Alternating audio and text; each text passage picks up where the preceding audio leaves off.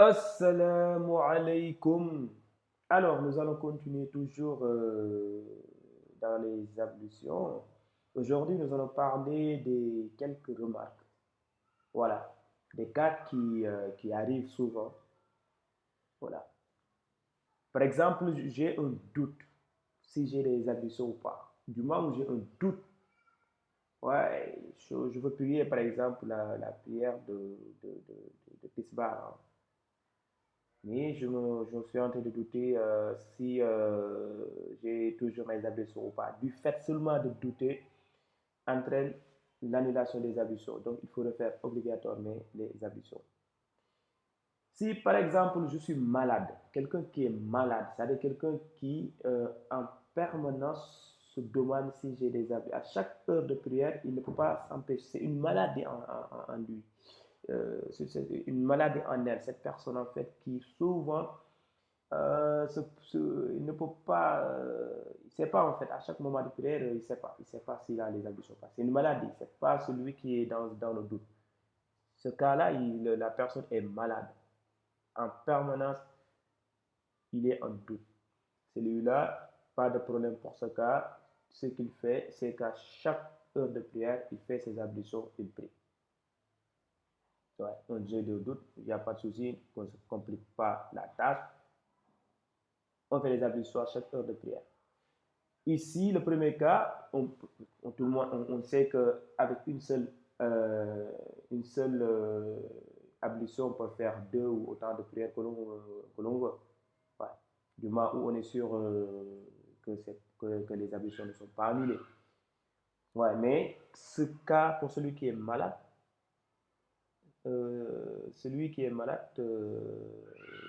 qui en permanence doute de ses ablutions, lui, qu'est-ce qu'il fait? Il fait toujours des ablutions avant de prier. C'est pour ça que je dis pas de problème pour ce cas, dans le sens où toujours il fait des ablutions pour prier. Après le maziou, c'est un liquide sortant avant le sperme. C'est ce liquide qu'on avait vu ici. Donc le liquide qui sort avant le sperme. Donc ce liquide qui sort du fait de réfléchir, de penser à une femme, ou même le fait de faire des préliminaires, ça peut sortir. Ça peut sortir. Ouais, c'est un liquide qui est différent quand même du sperme, c'est pas pareil. Donc, quand ce liquide sort, ça n'entraîne pas un lavage, un grand lavage que nous allons voir dans les leçons suivantes. Qu'est-ce qu'on fait quand ce liquide sort? Par exemple, quelqu'un qui pense à une femme qui est dans sa chambre, qui pense à une femme jusqu'à ce que ce liquide sorte. C'est le fait que ce liquide sorte n'entraîne pas un grand lavage, le lavage de la purification que nous allons voir. Qu'est-ce qu'il fait? Il va seulement laver le tronc du sexe, donc pas besoin de laver les testicules aussi. Donc il lave seulement, à moins que les testicules à moins que les liquides salissent les testicules. Mais sinon, c'est seulement le tronc du sexe qu'il doit laver.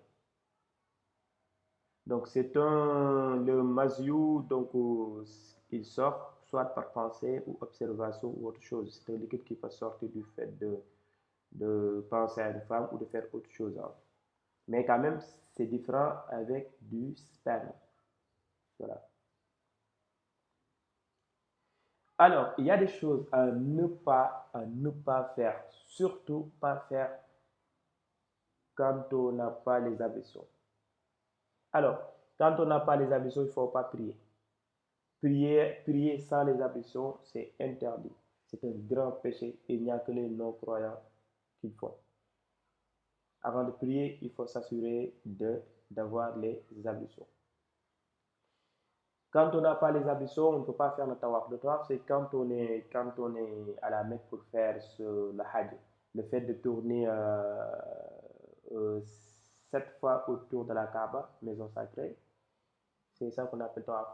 Sans les ablutions, on ne peut pas faire ça, c'est interdit. Si on n'a pas les ablutions non plus, on ne peut pas toucher le Coran. ni toucher une partie, ni même la couverture. C'est interdit.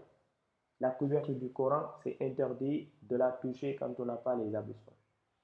Même pas avec un objet. Je n'ai pas le droit avec un stylo toucher la couverture du Coran si je n'ai pas mes ablutions. Ou la planche en bois sur laquelle est écrit le Coran. Dans les écoles coraniques, on utilise des planches, des petites planches, donc on les appelle les lawh. En arabe, c'est lawh. Donc, ou aliwa, si vous voulez. Donc, quand on n'a pas les ablutions, on n'a pas le droit de toucher cette planche. Par contre, il y a des choses, il y a des moments où c'est autorisé de toucher sans les ablutions. Par exemple, l'élève qui apprend ou le professeur qui l'enseigne, ces deux-là sont autorisés à toucher une partie. Si par exemple l'élève ou l'apprenant d'office d'ailleurs est autorisé à avoir une petite partie du Coran si il l'utilise pour apprendre. C'est comme dans les écoles coraniques, vous voyez des enfants qui sont toujours en train d'apprendre, ils utilisent toujours une partie. Ce n'est pas le Coran complet, hein, ce n'est pas dans sa totalité, mais une petite partie, si l'apprenant est autorisé à avoir cette partie-là pour réviser ou apprendre sans les ablutions, il n'y a pas de souci. Ou même la planche qu'on avait dit ici, il est autorisé pour l'apprenant et le professeur qui est là pour l'aider. Si je vois un enfant qui apprend et qui me demande est-ce que je peux je peux lui corriger quelque chose là, on me permet de lui autoriser, on me permet de lui corriger, même si je n'ai pas les ablutions, parce que je suis son professeur. Donc l'apprenant et le professeur sont autorisés à toucher une partie pour réviser ou pour apprendre ou pour corriger l'enfant qui a mal prononcé, par exemple, un mot, une consonne. Et si le professeur, on lui permet de toucher une partie du Coran, donc ça en est de même aussi pour la planche sur laquelle l'enfant ou l'apprenant étudie. Voilà.